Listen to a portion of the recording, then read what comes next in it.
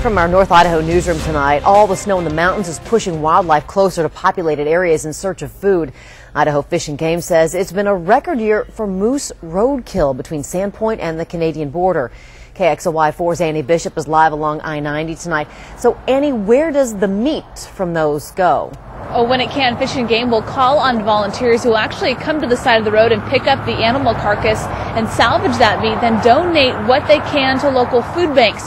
Depending on how injured that animal is, you can salvage anywhere from 4 to 400 pounds of meat. This up here, it looks like deer meat. No, this one's moose. The freezer at Post Falls Food Bank is packed with wild game. It was roadkill. Soon it will be someone's dinner.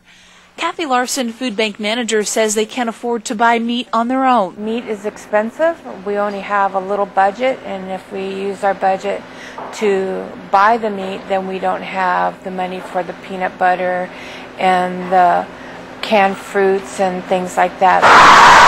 Jim Hayden, regional wildlife manager with Fish and Game, expects more roadkill to pop up in the next few weeks. Well, these low elevation areas where the animals are focusing on is where we also find our roadways. And so what people are seeing, they're encountering animals more frequently because they're more concentrated. The animals are looking for a place they can walk without being in the snow. Hayden estimates close to 100 moose have been killed by cars and trains between Sandpoint and the Canadian border this year alone. Even though there's more roadkill, Hayden says there won't be more salvageable meat.